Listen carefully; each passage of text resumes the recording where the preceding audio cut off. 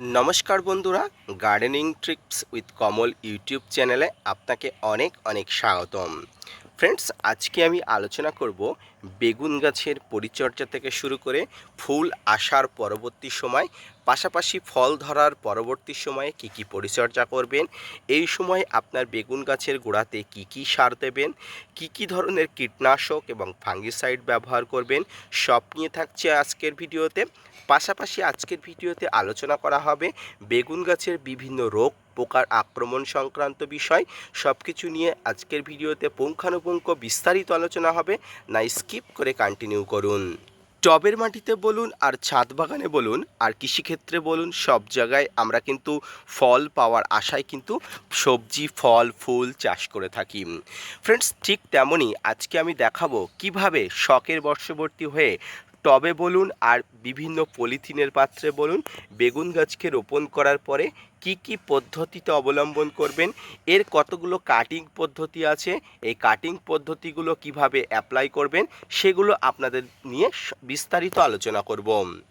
বেগুন গাছ রোপণের পরবর্তী থেকে শুরু করে ফুল আসা পর্যন্ত বেগুন গাছ নানা গতিবিধির মধ্য দিয়ে যায়। বেগুন গাছ বড় হবার পরপরই নানা ধরনের সমস্যা দেখা যায়। প্রথমে আসি বেগুন গাছ রোপণ পদ্ধতি, তারপরে বেগুন গাছের রোগ পোকার আক্রমণ থেকে শুরু করে বিভিন্ন পতঙ্গ এবং বিভিন্ন ধরনের সমস্যা নিয়ে আলোচনা করব। বেগুন গাছ এমন একটি মাটি পছন্দ করে যে মাটিতে বালি এবং কাদার ভাগ সমান সমান, অর্থাৎ যে মাটিতে কোনো ধরনের কাদা বেশি হয় না বা বেশি জল জমে থাকে না। কারণ বেগুন গাছের গোড়া অত্যন্ত সেন্সিটিভ। আপনি যদি বেগুন গাছের গোড়াতে দীর্ঘদিন যাবৎ জল জমিয়ে রাখেন তাহলে কিন্তু আপনার বেগুন গাছ কিন্তু পচে যেতে পারে। ঠিক এমনটি দেখুন, বেগুন চাষ করতে গিয়ে অনেকে আমরা এমন অপ্রীতিকর ঘটনার মধ্যে পড়ি। হঠাৎ করে গাছ মারা যায়, ফলসহ গাছ শুকিয়ে যায়, ফল পচে যায়। এই ধরনের সমস্যার একটাই কারণ কিন্তু রুট রট জনিত সমস্যা। এই রুট রট হয় শুধুমাত্র জল জমা এবং ফাঙ্গাসের আক্রমণ। ফাঙ্গাস অর্থাৎ জল জমা থেকে কিন্তু ফাঙ্গাসের আক্রমণ ঘটে। তাই কখনোই কিন্তু বেগুন গাছকে এমন কোনো মাটিতে রোপণ করবেন না বা এমন কোনো কৃষিক্ষেত্রে রোপণ করবেন না যেখানে জলাজমি বা যেখানে জল জমে থাকে, কারণ রোপণ করলে কিন্তু এই ধরনের সমস্যায় আপনারা সম্মুখীন হতে পারেন। বেগুন গাছ রোপণের মোটামুটি 1 থেকে 1.5 মাসের মধ্যে গাছে ফুল আসে। ঠিক যেমনটি দেখছেন, আমার এটি প্রায় 1.5 মাসের একটি গাছ। এমনই অনেক বেগুন গাছ আমার এখানে আছে, আপনারা জানেন ইতিমধ্যে গত কয়েকবার আমি ভিডিও দিয়েছি। এবং আজকে যে দেখাবো বেগুন গাছ রোপণের পরে কি কি সার দিতে হবে। যদি আপনি ছাদ বাগানে অর্গানিকভাবে বেগুন গাছ রোপণ করেন, আপনি ছাদ বাগানকে অর্গানিক রাখতে চান, তাহলে আপনাকে যেটি করতে হবে সেটি হচ্ছে জৈব সার। জৈব সারের বিকল্প কোথাও কোনোভাবেই পাওয়া যায় না। আপনি এই বেগুন গাছের গোড়াতে বাড়িতে তৈরি কম্পোস্ট সার, কিচেন কম্পোস্ট সার, পাতা পচা সার, শিংকুচি নিমখোল হাড়গুঁড়ো মিশ্রিত যে কম্পোস্ট সার, সেই সার দিতে পারেন। আপনি এই সার দিলে একটু ধীর গতিতে কাজ হবে, এটি সঠিক। কিন্তু এই গাছ থেকে যে ফল পাবেন, ফলটি হবে সম্পূর্ণ অর্গানিক, অর্থাৎ বিষমুক্ত। কারণ বর্তমান যুগে বিষমুক্ত ফল আমাদের কাছে কিন্তু অত্যন্ত জরুরি। কৃষিক্ষেত্রে যে বেগুনগুলো চাষ করা হয় বাণিজ্যিক স্বার্থে, প্রচুর পরিমাণ কীটনাশক এবং রাসায়নিক সার দিয়ে কিন্তু বিষযুক্ত করে বাণিজ্যিক স্বার্থে কিন্তু বিক্রি করা হয়। কিন্তু আমরা যখন বাড়িতে করব তখন কিন্তু জৈব পদ্ধতি অর্গানিক পদ্ধতিতে করব। অর্গানিক অনেক পদ্ধতি আছে, কীটনাশক থেকে বিভিন্ন ধরনের ফাঙ্গিসাইড, পাশাপাশি এই সার। তাহলে আপনারা গাছের গোড়াতে যদি জৈব সার দিতে চান, অবশ্যই পাতা পচা সার, খোল পচা জল, বিভিন্ন ধরনের কম্পোস্ট সার, এই সারগুলো কিন্তু বেগুন গাছের গোড়াতে দিতে পারেন। বেগুন গাছ রোপণের সময় আপনারা মাটি তৈরির সময় দিতে পারেন, বা বেগুন গাছ রোপণের 10 থেকে 15 দিন পরে বেগুন গাছ যখন সবেমাত্র ধরে ওঠে বা সুস্থ হয়ে ওঠে, ঠিক তখনই কিন্তু আপনারা খাবার দিতে পারেন।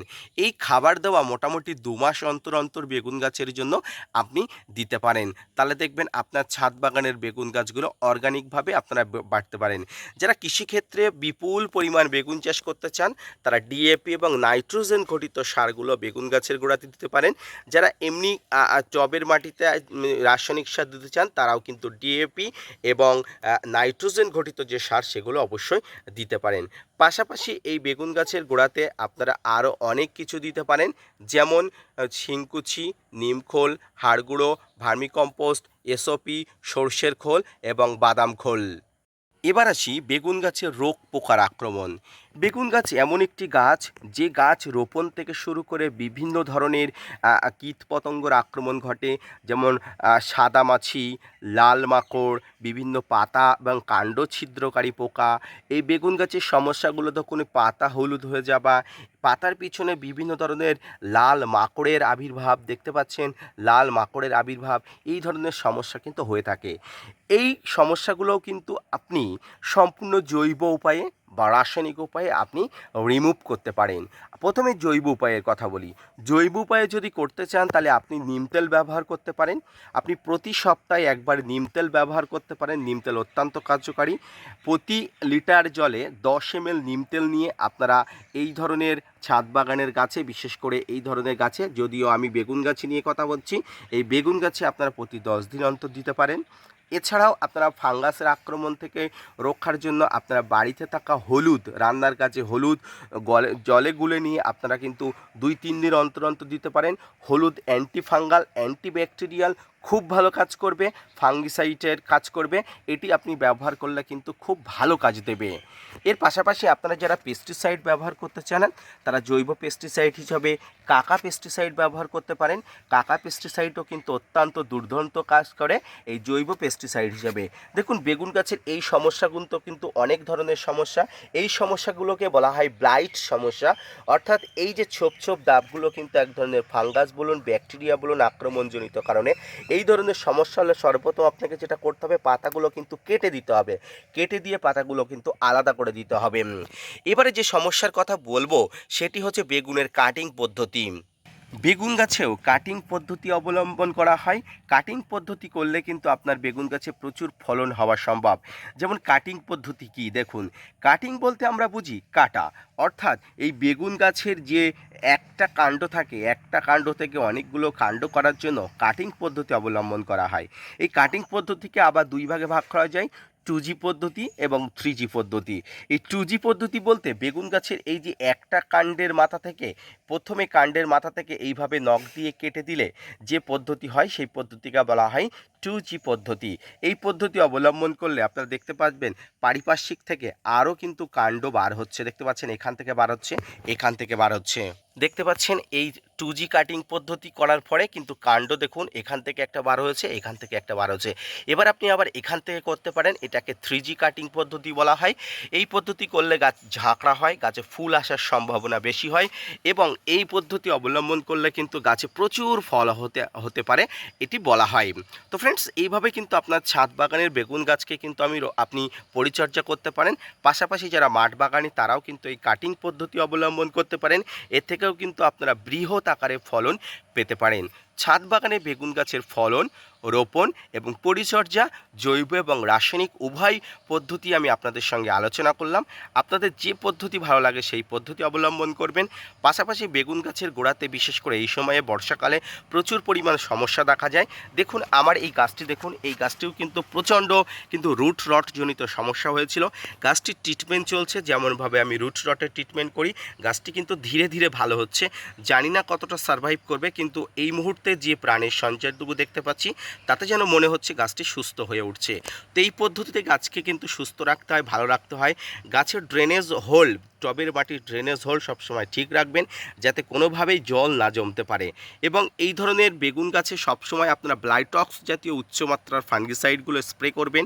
যে কোনো নামি দামি কোম্পানির ফাঙ্গিসাইডগুলো আপনাকে স্প্রে করতে হবে, যেমন ব্লাইটক্স, ব্লু কপার, এগুলো কিন্তু খুব ভালো কাজ করে। যেমন ব্লাইট রোগে আক্রান্ত থেকে গাছকে দূর করে, বিভিন্ন ফাঙ্গাস এবং ব্যাকটেরিয়াজনিত সমস্যা থেকে গাছকে দূর করে। তাই আপনারা সবসময় ব্লাইটক্স বা ব্লু কপার জাতীয় ফাঙ্গিসাইড ব্যবহার করবেন। তো বেগুন গাছের রোপণ পদ্ধতি থেকে শুরু করে পরিচর্যা, সার প্রয়োগ, কীটনাশক এবং ফাঙ্গিসাইড, জৈব এবং রাসায়নিক পদ্ধতি উভয় নিয়ে আজকের যে আলোচনাটি কেমন লাগলো অবশ্যই জানাবেন। যদি ভালো লেগে থাকে gardener tips with Kamal YouTube চ্যানেলকে সাপোর্ট দিবেন। আপনাদের জন্য প্রতিনিয়ত তথ্য নিয়ে ভিডিও বানাই। আপনারা যদি মোটিভেট করেন, ভিডিও বানাতে আগ্রহী হই এবং নতুন ভিডিও বানাতে উৎসাহী হই। দেখা হচ্ছে পরবর্তীতে নতুন কোনো ভিডিও নিয়ে, নতুন কোনো তথ্য নিয়ে। ততক্ষণ সঙ্গে থাকবেন। ধন্যবাদ।